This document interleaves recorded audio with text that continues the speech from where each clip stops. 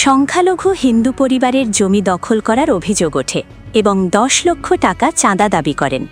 ব্রাহ্মণবাড়িয়া থেকে মিজানুর রহমানের প্রতিবেদনে দেখুন বিস্তারিত। ব্রাহ্মণবাড়িয়া বিজয়নগর বুধন্তি ইউনিয়ন সেমরা গ্রামের সতীশ দেবনাথের বাবার জমি ২০ বছর যাবৎ ভোগ দখল করে হিন্দু পরিবারটি চলতেছে। ইদারলিং সেমরা গ্রামের মৃত আব্দুল হোসেনের ছেলে এনামুল হোসেন গংরা জোর করে তাদের জমি দখল করার চেষ্টা করে সতীশ দেবনাথদের জমির উপরে বাঁশের খুঁটি গাড়ে।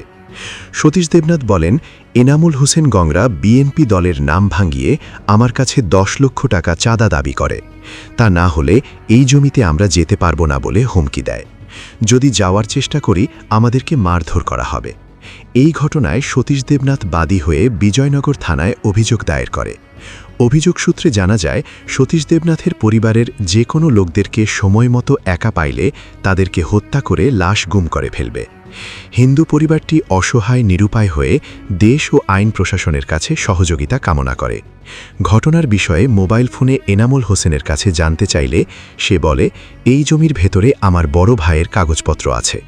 আমার ভাই বিদেশে আছে, তাই আমি আইনিভাবে ব্যবস্থা নিয়েছি। সতীশ দেবনাথ যা বলেছে সব মিথ্যা। আপনার নাম? আমার নাম সতীশ দেবনাথ। কি হয়েছে আপনার? আমার বাবার সম্পত্তি আমার এই গ্রামের ৩ জনে দখল করবার চেষ্টা করতেছে। ১ নম্বর হইল এনামুল হোসেন, পিতা মৃত আলী হোসেন। ২ নম্বর হইল অলি মিয়া, পিতা মৃত আলী হামজা।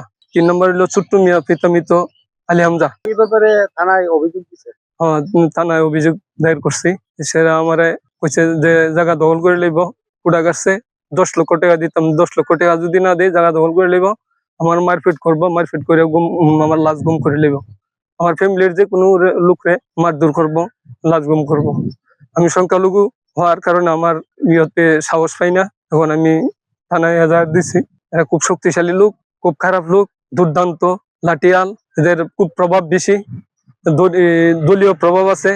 সে বিএনপির নাম নাম কইরা থানা পুলিশ কিছু আমার করবে না।